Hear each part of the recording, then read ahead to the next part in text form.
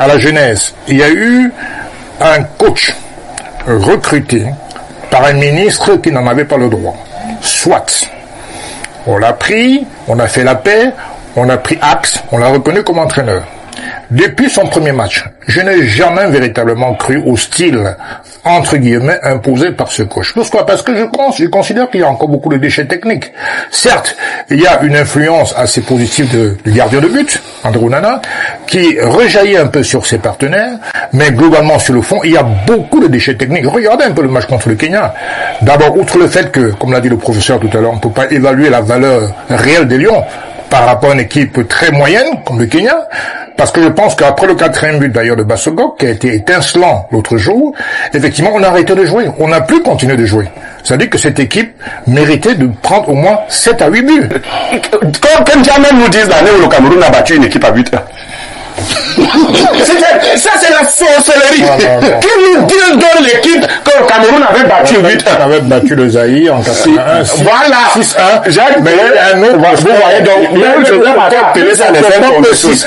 Voilà, oui. J'ai dit que jamais, je dis ça calmement.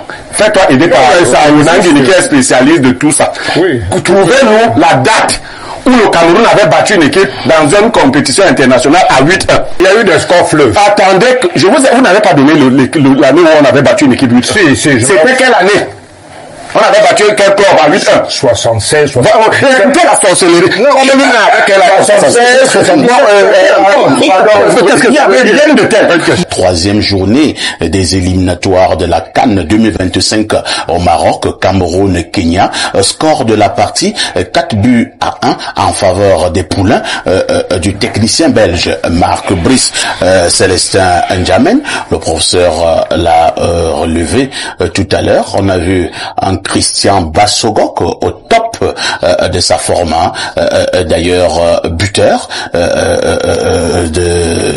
lors de cette rencontre qui a donné du fil à retordre à cette sélection kenyane. Et on peut quand même remarquer que c'est avec l'arrivée de Marc Brice que Christian Bassogok retrouve véritablement le stade avec à chaque fois une prestation meilleure. Mais on dira aussi à côté, plus de peur que de mal, avec Christopher Wu, presque le patron de notre défense, ce choc qui a donné des frayeurs au peuple camerounais. Absolument. Moi-même, quand j'ai vu ce choc sur Christopher Wu, j'ai eu quelques frayeurs. Et ça m'a même fait penser à 2003. Ouais, avec Marc Vivien au stade Gerland, Marc Vivien tombé, les bras comme ça, mou, ballon, et puis porté sur la civière. Donc c'est pratiquement le même scénario qui s'est passé avec Christopher Wu, mais heureusement les médecins de l'hôpital général ont rassuré. C'est une légère arcade sourcilière au niveau de la paupière gauche, donc c'est rassurant. Il continuera sa convalescence en France. Donc à ce niveau, je suis rassuré.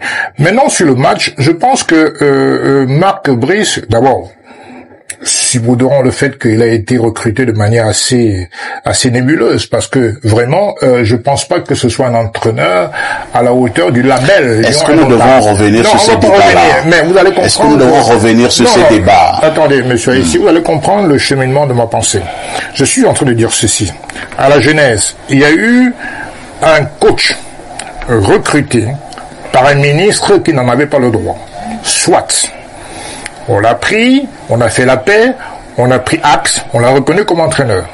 Depuis son premier match, je n'ai jamais véritablement cru au style, entre guillemets, imposé par ce coach. Pourquoi? Parce que je considère qu'il y a encore beaucoup de déchets techniques.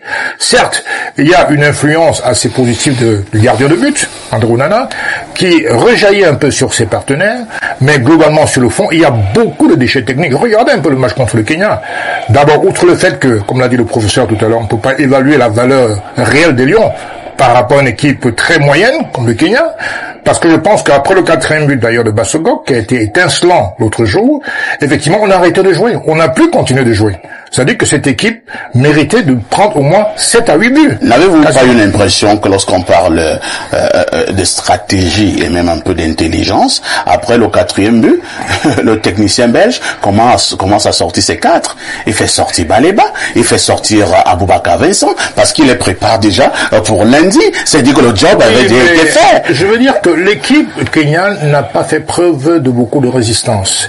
Il n'y a pas eu une opposition assez rude de la part de l'équipe kenyane. Et d'ailleurs, quand on joue un match, quelle que soit la petitesse de l'équipe, on doit mettre le plus de buts possible. Est-ce que tu ne réfléchis pas là comme un vrai Camerounais? Lorsque les Lions font d'abord on dit que non, c'est pas trop ça. Et maintenant, quand les Lions tapent 4 buts à 1, ça peut être mieux avec un but à 1. Parfait, comprenez-moi bien. Insatiable, les Camerounais.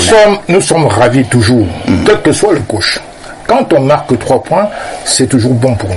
De manière automatique, on est preneur, quelle que soit la valeur. C'est les Saint-Germain. Il y a eu une époque dans ce pays où les Lions indomptables gagnaient et les Camerounais ont sorti une expression. Oui, mais on a gagné sans manière. Vous voulez nous ramener à cette époque? Non, mais parce que les Lions, c'est quand même une valeur mondiale. Il faut le beau jeu. Bien sûr, la victoire prédomine, mais il faut du beau jeu.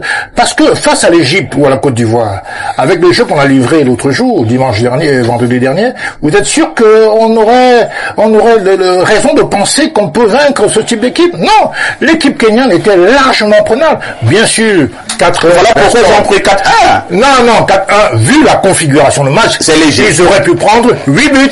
Incroyable. Au moins 8 buts. Bien sûr, c'est ma vision du match. Ils ont arrêté de jouer à la 57e minute. Ils ont arrêté de jouer. Les passes en arrière de manière systématique. Donc, s'ils continuent à être offensifs, je pense que naturellement, et là, je reproche cela aux Lions parce que c'est un manque de respect pour l'adversaire. L'adversaire qui est face aux Lions, et s'il n'oppose pas la résistance convenue, doit prendre autant de buts, le plus de buts possible. Très bien. Et là, j'ai le sentiment que les Lions ont arrêté de jouer à la 57e minute. Merci, c'est un Germain pour votre lecture également.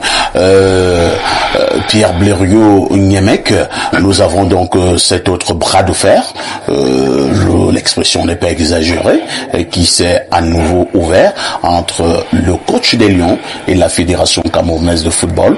Le coach lui-même l'a dit en conférence de presse d'après-match qu'il est très mécontent du fait que pour une autre fois, la Fédé a remis cela en écartant son assistant, ce qui a pour conséquence que cet assistant n'est pas sur le banc de touche. Marc Brice a déjà attiré l'attention de la fédération par rapport à cela. Rien n'a été fait et Marc Brice passe à la vitesse supérieure. Et on sait que la deuxième sortie des Lions indomptables par rapport au Kenya, ce sera demain à Kampala. Marc Brice dit que si son assistant n'est pas sur le banc de touche, il jettera l'éponge. Votre réaction? Parfait, ici, je suis là comme quelqu'un qui est dans un car de transport de sorciers. Ah bon? Vous voyez le car aller à Douala, chacun décroche le téléphone. L'un dit, nous sommes à Ebolova. Un autre dit, non, nous sommes à Limbe. Tu vois que le car est en train d'aller à Douala, mais chacun qui décroche le téléphone dit à son partenaire quelque chose. Des fois, je vous assure, je suis gêné. Quand vous grandissez, enseignez à vos amis que vous avez une seule parole. Ils vont s'habituer à vous, ils ne viendront pas vous demander de vous dédire, de faire des trucs, des contorsions. Moi, ceux qui veulent vivre avec moi se sont habitués à ça. J'ai des amis, des camarades et amis qui sont à la FECAFOOT, qui savent qu'ils peuvent rien demander à Niemek de torture. C'est Eto'o qui fait la liste et qui a voulu créer des problèmes à Marc Brice. C'est Eto'o, c'est pas que non, laisse-moi, moi je suis pour mes amis, c'est lui qui a fait ça. Et donc, autre chose, j'ai vu, on dit après 5 matchs, on ne voit toujours pas le style Marc Brice. C'est que quand nous appartenons aux églises, pour s'en détacher, c'est difficile. Si depuis 5 matchs, Marc Brice avait perdu les 5 matchs, on aurait déjà vu la marque Marc Brice. Là, on serait d'accord que c'est une brocante et tout le reste.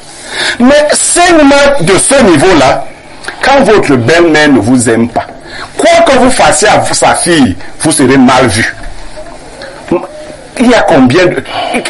Quand jamais nous disent l'année où le Cameroun a battu une équipe à 8 heures. Ça c'est la sorcellerie. Qui nous dit dans l'équipe que le Cameroun avait battu 8 heures? On avait battu le Zaïre en 81. Voilà. 6-1. Jacques, mais un autre. Vous voyez donc, je vais appeler ça les 6-1. Voilà, oui. J'ai dit que jamais, je dis ça calmement. Fais-toi aider par Saounang qui est spécialiste de tout ça. Oui. Trouvez-nous la date où le Cameroun avait battu une équipe dans une compétition internationale à 8 heures. Ça existait. Vous voyez, c'est-à-dire qu'une fois de temps en mariage, là, on lui donnait 5 000 de ration. Elle est maintenant en mariage, là, on lui donne 50 000. Et sa mère dit que si on pouvait te donner 500 000. Voilà ce qu'ils font là. Ça, c'est la sorcellerie que vous faites à Maroc. Mais permettez que je... Quand vous parlez, il y a eu des scores fleuves. Attendez, vous n'avez pas donné l'année où on avait battu une équipe 8. C'était quelle année? On avait battu quel club à 8-1? 76, 77. Écoutez la sorcellerie. Non, 76, 79. Il y avait rien de tel. Donc, voilà, on va chercher aussi loin le dénigrement, c'est-à-dire ils sont dépassés, ils vont maintenant remonter comme c'est 4-1. Ce n'est pas bon, parce que leurs petits églisiens sont là aux têtes vides. Il faut remonter à 76. Aucun églисien n'était né solo. Même pas le président ici.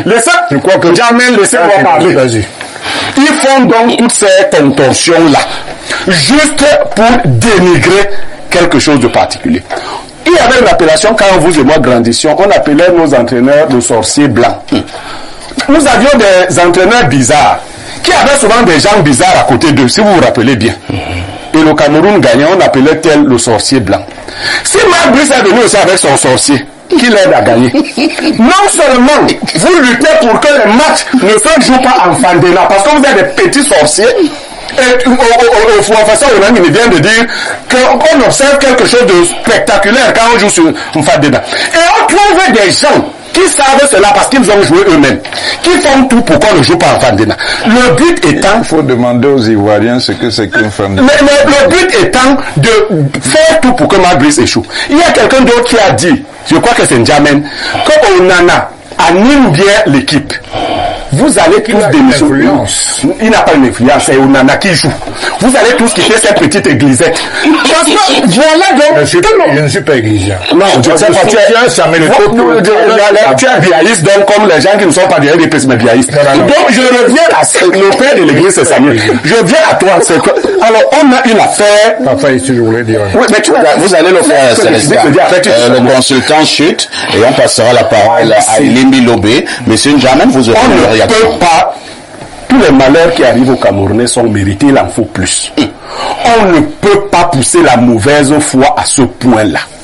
Vous savez, on doit jouer à Kampala. Oui. Et parce qu'on s'est rendu compte que André Onana est très populaire dans cette zone-là, on a demandé un huis clos. On est allé même ramasser ce qui est contre la pédagogie. Les enfants en tenue de classe, pour aller faire ce que le RDPC fait souvent quand Bia rentre. C'est-à-dire aller applaudir au Saridi et tout. Mais comment on peut arriver à ce niveau de ridicule? Et même le promoteur de cette école, je ne sais pas s'il a fait pédagogie, a pris des enfants en tenue de classe pour aller faire un travail politique. C'est-à-dire qu'on ne joue pas. Il n'est même pas au stade. On en a gagné. On veut tout. Vous avez gagné la sorcellerie qui dépasse celle-là. C'est jamais vu. C'est-à-dire que les gens sont au stade, ils sont 11 en train de jouer. Honda est là, Bassoro est là, Elibi, c'est eux qui jouent. Un truc qui n'est même pas dans le stade, qui a acheté 500 enfants. Ils sont en train de crier son nom. Il est en train de jouer. Merci. Non, la sauvagerie que vous avez créée dans ce pays. Non, ici, c'est. Mais on peut être bête comme ça. C'est de la bêtise au sommet. Calmez-vous. Ces enfants-là, vous allez grandir, vous allez trouver ce pays. Vous qu'on est venu acheter là. Vous qui êtes un joueur.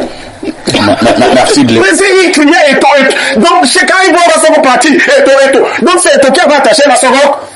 Mais vous m'avez dit, non, je demande, parce que je ne peux pas comprendre un tel narcissisme. On vous a compris. Tu ne le suis pas au football. Que les gens sont on a compris. Donc, Alice est en train de modérer, on est en train de crier c'est pas la sorcellerie. Merci. C'est le Saint-Germain. Permettez à Lucien Bidima d'avoir une dernière intervention. En une minute, parfait. Je vais vraiment dire avec une très grande déception, mais avec fermeté, que tant que Eto'o-Fils aura des personnes comme Célestin Djamena, comme un Koumvondo, vraiment on aura beaucoup de problèmes dans cette affaire.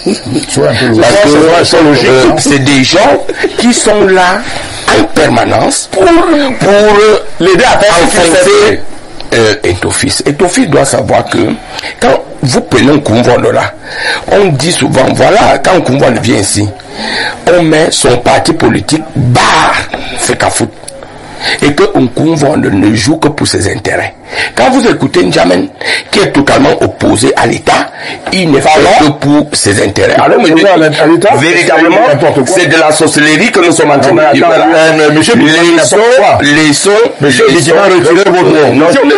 Vous êtes opposant à l'État. Vous êtes opposant. Et alors, ça veut dire qu'on est opposant à l'État. Mais moi, je ne peux pas m'appeler avec vous. Alors, je dis ceci. Dans l'État. Permettez quand même, vous allez regarder la parole. Alors, mais je dis ici que Samuel Eto'o-Fils doit savoir que cette affaire-là avait déjà été réglée et que l'État a fait énormément de concessions. On n'a jamais vu ça dans ce pays. Mais s'il continue à voir des conseillers comme ça là, vraiment, il faut qu'on laisse l'entraîneur faire son travail avec son assistant. Merci, c'est ce qu'il fallait dire globalement ce matin. L'État a déjà fait un certain nombre de concessions. Ce n'est pas une affaire d'un assistant sur le banc de touche qui vient déranger. ont tracé le cadre. Ce n'est pas pour rien, monsieur Aïssi, que vous avez vu la photo que vous avez vue sur les réseaux sociaux. Un cadre a été tracé et personne ne doit en sortir.